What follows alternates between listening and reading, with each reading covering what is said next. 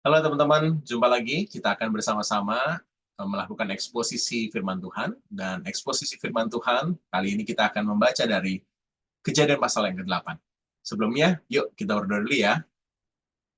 Kami bersyukur ada kesempatan untuk kami bersama-sama belajar dari firman Tuhan kembali. Ya Roh Kudus, kuasailah kami, sehingga kami mengerti dan mampu menghidupi firman Tuhan. Dalam Yesus, amin. Kejadian pasal yang ke-8, ayat 1 sampai dengan 22, saya akan bacakan buat kita semua.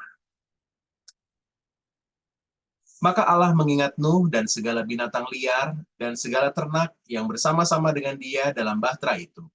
Dan Allah membuat angin mengembus melalui bumi sehingga air itu turun. Ditutupnya mata-mata air samudra raya serta tingkap-tingkap di langit dan berhentilah hujan lebat dari langit. Dan semakin surutlah air itu dari muka bumi. Demikianlah berkurang air itu sesudah 150 hari. Dalam bulan yang ketujuh, pada hari yang ke-17 bulan itu, terkandaslah bahtera itu pada pegunungan Ararat.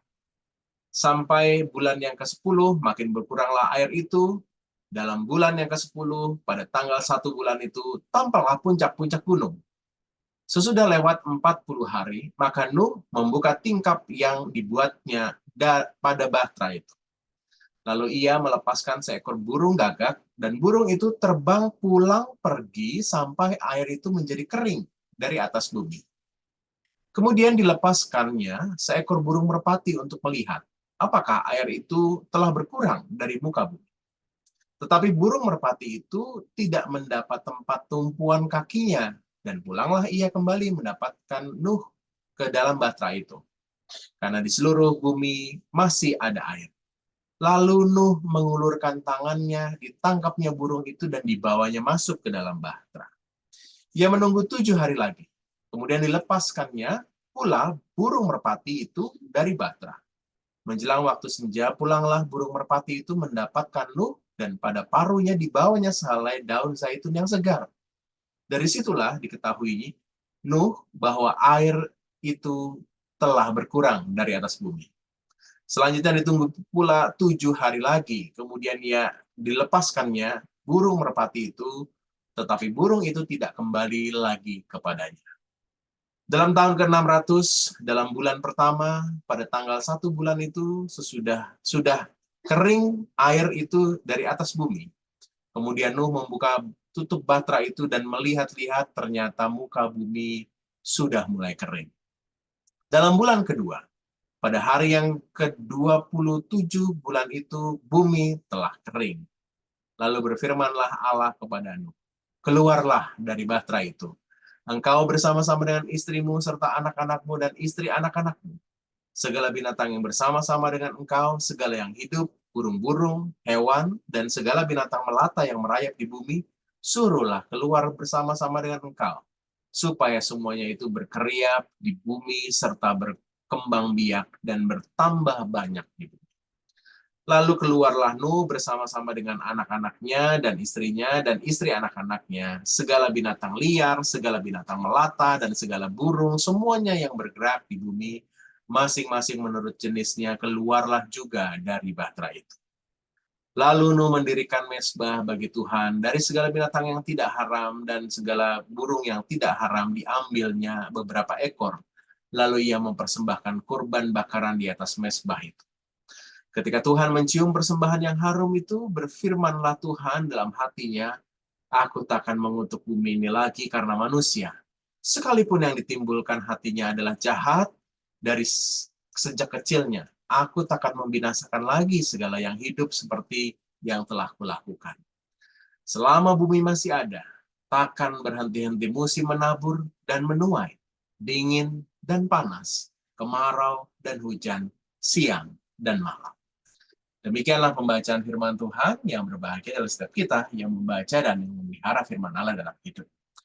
Kita akan melakukan eksposisi dengan judul ketaatan menanti anugerah dan pemulihan dari Tuhan.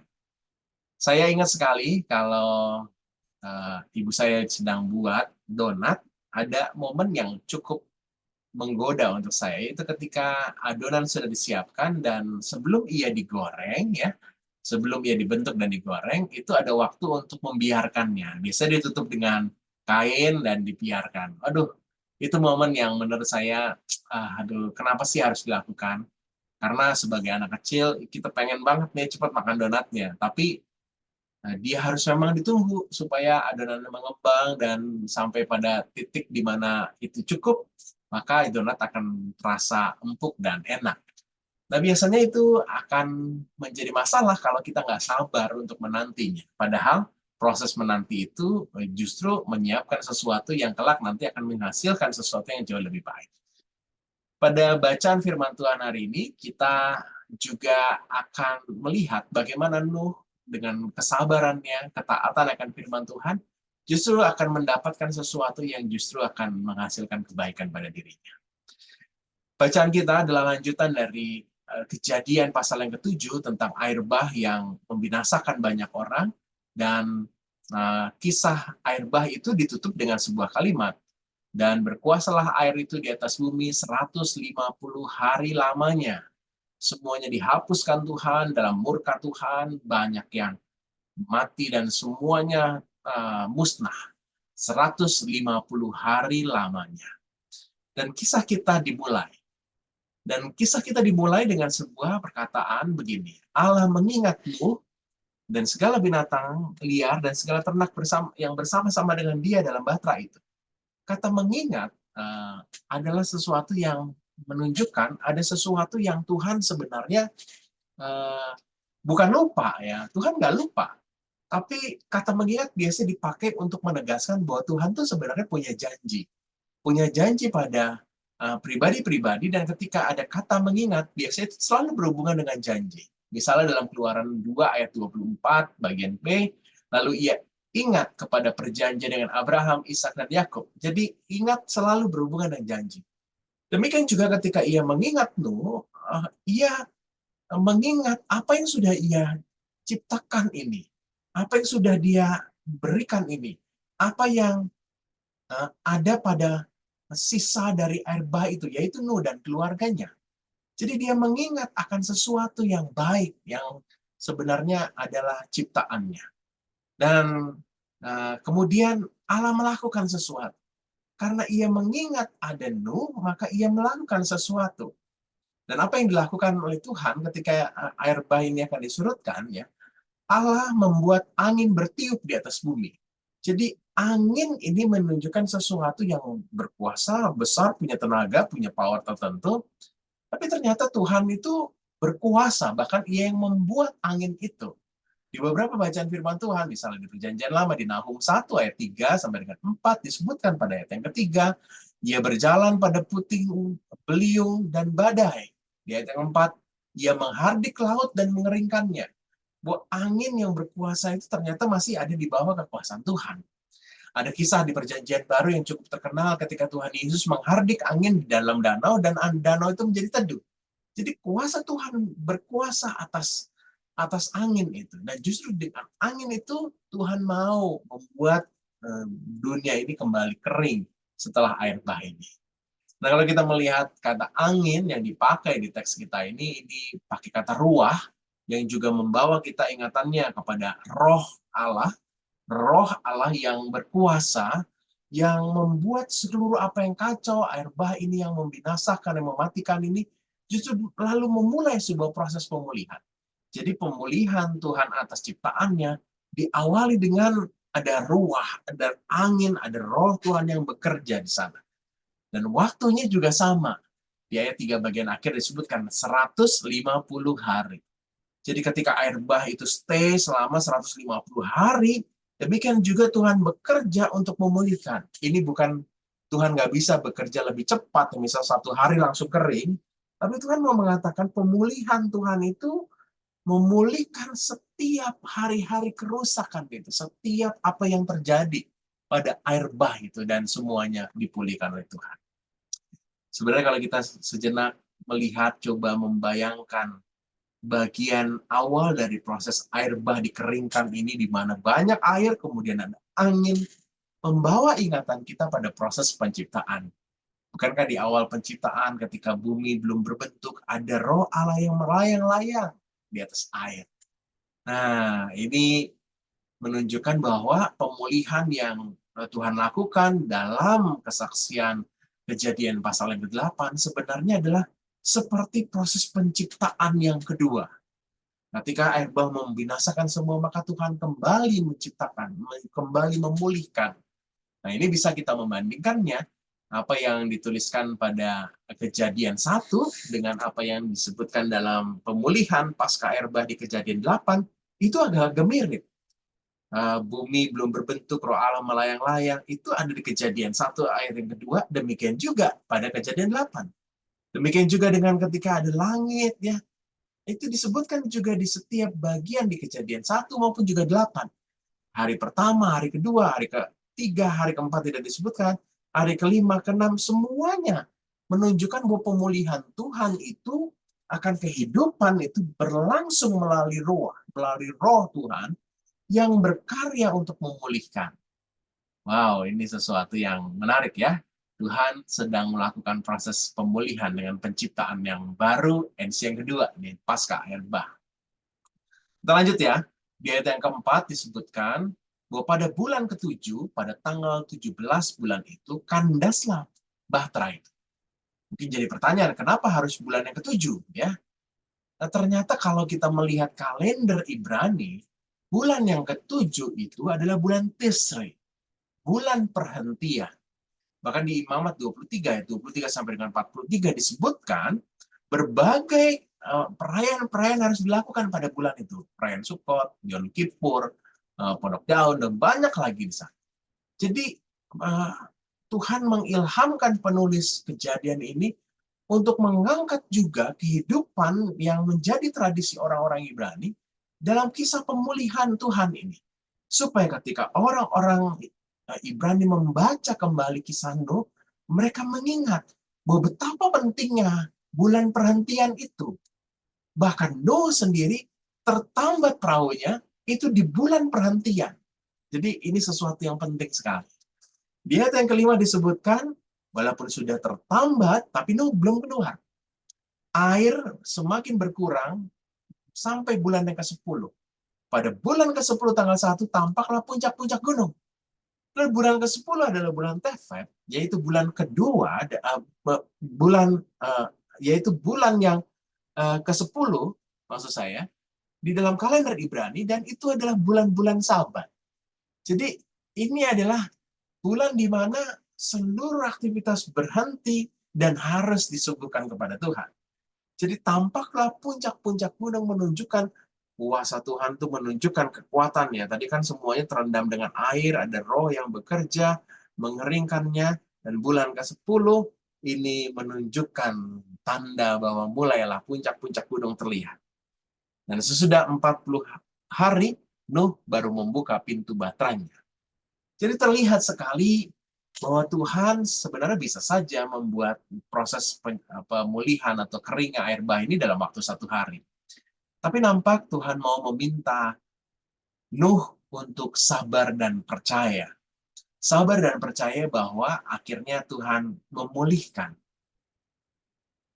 Saudara, saya diberkati Tuhan untuk memiliki sebidang tanah dari sebuah perumahan, dan kami sudah menantinya lama, dan setelah mulai proses awal, akad, dan kami sedang menanti-nantikan sertifikat lama banget ya. Bahkan sudah 4 tahun nih ya. Dan beberapa para penghuni komplek yang sama itu sering ngobrol di grupnya, ini kapan ya, dan lainnya.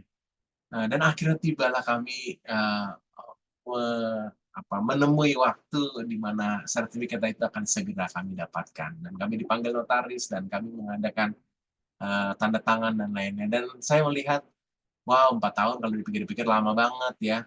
Tapi ternyata ya 4 tahun Tuhan siapkan juga untuk banyak rekan-rekan di komplek itu juga mengumpulkan dana untuk bayar pajak, bayar biaya balik nama. Ya, ada sesuatu yang Tuhan terus bekerja. Tuhan tuh nggak pernah tidur. Tuhan terus bekerja. Dan sama seperti halnya pada pengalaman-pengalaman saudara-saudara, mungkin saudara terkejut dengan situasi berat yang terjadi, mungkin ada anggota keluarga saudara yang meninggal, atau bisnis saudara yang berantakan dan bahkan bangkrut, dan saudara merasa kapan Tuhan pulihkan. Tapi Tuhan nggak pernah telat untuk memulihkan.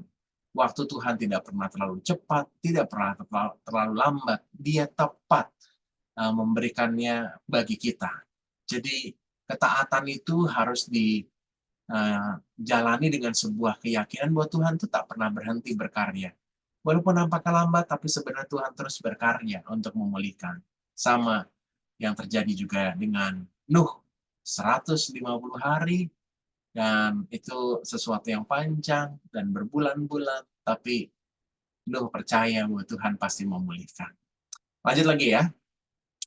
Di ayat yang ke-7 sampai dengan yang ke-12 disebutkan bagaimana cara yang mengecek untuk bumi ini sudah kering atau belum.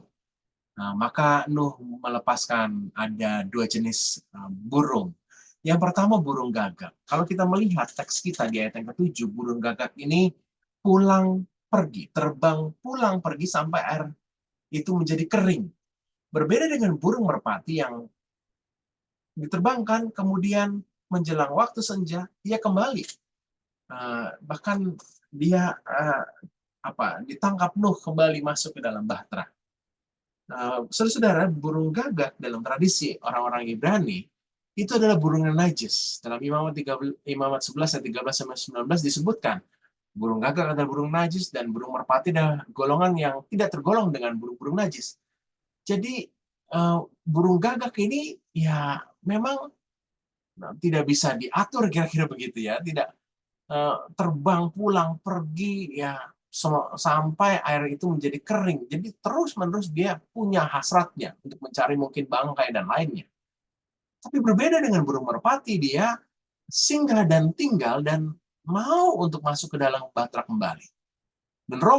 Dan burung merpati bukan hanya digambarkan tidak najis, tapi juga sering digambarkan sebagai simbol kedamaian, simbol Roh Kudus, bahkan dalam Lukas 3 ayat 22 dalam kisah Pentakosta. Jadi ini burung yang sebenarnya dalam teks kita itu menggambarkan dua kekuatan besar, yaitu roh kedagingan dan Roh Kudus. Burung gagak dan burung merpati. Dan dalam bacaan kita disebutkan ketika Nuh melepaskan burung merpati, dia akhirnya kembali dengan membawa ranting zaitun. Ranting zaitun menunjukkan sebuah simbol urapan Tuhan dan perkenan Tuhan. Dalam pengurapan Daud, dalam pengurapan raja-raja disebutkan bahwa mereka menggunakan minyak urapan itu minyak zaitun. Jadi ranting zaitun menunjukkan perkenanan dan urapan Tuhan. Jadi ini sesuatu yang sangat simbolik yang mau ditunjukkan dalam kisah ini bahwa Tuhan itu dalam realita pemulihan ini ada kekuatan yang terjadi dalam situasi ini yang sebenarnya Tuhan mau supaya roh Allah itu, burung merpati itu yang dipilih oleh umat Tuhan dalam masa penantian. Di beberapa bacaan kita di ayat 7 sampai dengan ayat 12 ya disebutkan bahwa Nuh menunggu 7 hari. Ini adalah waktu yang sempurna, waktu yang menunjukkan penantian yang cukup dalam kesabaran. Dan setelah melepaskan burung merpati untuk kali kesekiannya, burung merpati ini tidak lagi kembali kepadanya. Tidak kembali dalam simbol yang diangkat oleh penulis adalah kalau burung merpati itu adalah simbol Roh Kudus, maka Roh Kudus bernaung selamanya di muka bumi ini. Sama seperti halnya juga roh kedagingan, burung gagak itu yang bolak-balik pergi pulang pergi. Jadi pesan ini, bagian ini memesankan kepada kita dalam masa penantian, manakah yang sering kita ikuti? Kedagingan, burung gagak, atau Roh Kudus yang disimbolkan dengan burung merpati. Saudara, seringkali kita menemukan ada banyak orang yang sangat mudah sekali terbawa oleh kedagingan. Di internet kita seringkali berjumpa dengan orang yang mudah sekali untuk komentar atau bahkan menjatuhkan orang lain dan berakibat fatal. Katanya jarimu itu harimaumu, begitu ya. Dalam masa-masa penantian ini, kita juga harus terus mengolah diri. Ya. Kita perlu untuk punya kemampuan untuk tahu bahwa Tuhan pasti berbuat Tuhan nggak pernah tidur. Tapi juga kita perlu undang Roh Kudus untuk memberikan kesabaran, penantian bahwa kesetiaan Tuhan itu adalah iya dan amin. Dan Tuhan akan menunjukkan apa yang Ia rencanakan buat kita. Ingat, dalam masa penantian yang penuh dengan anugerah dan pemulihan dari Tuhan, kita perlu untuk terus membuka diri untuk karya Roh Kudus berkuasa. Jangan terjebak pada karya-karya dari roh kedagingan. Yang terakhir, saudara. Teks firman Tuhan disebutkan ayat 13, dalam tahun ke-601, bulan pertama, tanggal 1 bulan itu. Jadi kalau kita menghitung dari mulainya air bah, dan ketika dia menggenanginya, dan sampai dengan akhirnya dia surut, dia kering, itu jumlahnya 1 tahun 11 hari. 1 tahun 11 hari dalam simbol orang-orang Ibrani, 11 itu angka kekacauan. Ini angka kekacauan. Dan selama waktu yang panjang itu, 1 tahun 11 hari dalam kekacauan, terjadi memang air bah. Dan ayat 14 disebutkan, pada bulan kedua tanggal 27 bulan itu. Artinya, ini mau kembali membawa para pembaca mengingat lagi ke kalender Ibrani. Bahwa di bulan kedua, yaitu bulan Iyar, itu adalah momen setelah Paskah, di mana mereka mulai kembali mempersiapkan lahan. Jadi tanah yang kering, bumi dan kering sudah siap. Kira-kira begitu ya. Sudah siap semuanya. Sama seperti proses penciptaan, diciptakan dengan sebuah proses yang sangat struktural, yang bagus sekali, yang sangat menyiapkan sesuatu yang sangat baik sekali. Sebelum diciptakan manusia harus ada tempatnya, sebelum ada binatang harus ada tempatnya, sebelum ada bintang dan bulan harus ada tempatnya. Semuanya sangat apik disiapkan, termasuk juga dalam proses redanya air bah ini. Juga ada proses yang Tuhan siapkan, dan sampai di mana semuanya siap. Ini bulan Iyar. Ini bulan kedua. Semua siap untuk melakukan pekerjaan. Maka dalam teks kita selanjutnya disebutkan, maka ada perintah di ayat 16. Keluarlah dari Batra.